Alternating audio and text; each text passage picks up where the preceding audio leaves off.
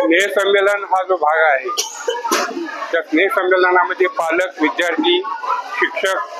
मुख्याध्यापक, संस्था या सगळ्यांना एकत्र येण्याची एक संधी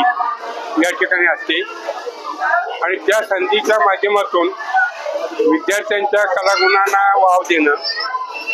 त्यानंतर नेहमीचं जे काही आपलं अध्यापनाचं कार्य आहे, अध्ययनाचं कार्य आहे, त्याशिवाय आपल्या जीवनामध्ये एक मानसिक समाधान मिळण्यासाठी म्हणून आपल्या दैनंदिन रुटीनमधून बाहेर येऊन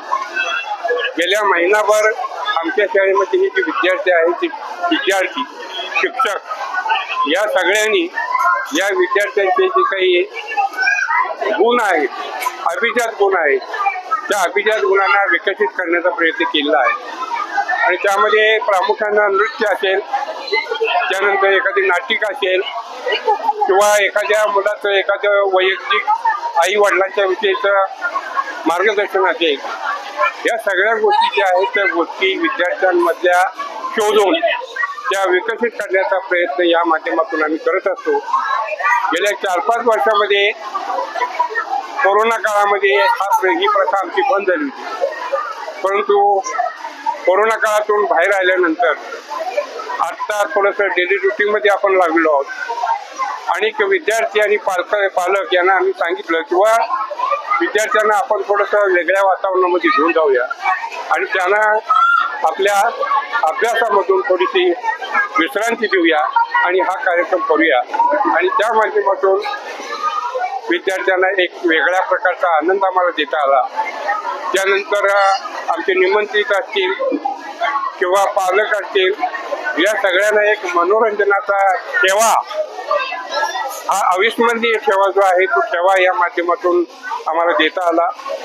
या ठिकाणी सकाळपासून ते आत्तापर्यंतच्या काळामध्ये बालवाडीपासून ते 10वी पर्यंतच्या जवळजवळ 24 गटांनी किंवा 24 ग्रुपनी अनेक प्रकारचे डान्स या ठिकाणी सादर केले आणि ते सादर करत असताना पालकांना जो आनंद मिळाला आणि जे काही पाहुणे त्यांना जो आनंद मिळाला, त्यानंतर शिक्षकांनी जे काही मेहनत घेतलेली आहे त्या मेहनतीमधून त्यांना जो आनंद मिळाला, हा आनंद पैशामध्ये मोजता येणार नाही आणि अमूल्य आहे आणि हे आपण सर्व पाहिलेलं आहे किंवा हे मुलं कशी नृत्य करतायत किंवा कोणकोणते विषय त्यांनी घेतलेले आहेत आणि त्याच्यामधून निश्चित एक प्रकारचं प्रबोधन पालकांचं झालेलं आहे, होतं आहे आणि त्याचा आनंद म्हणा, समाधान आम्हाला याच्यातून मिळतं. कोणार्क, अपना शहर, अपनी बातें.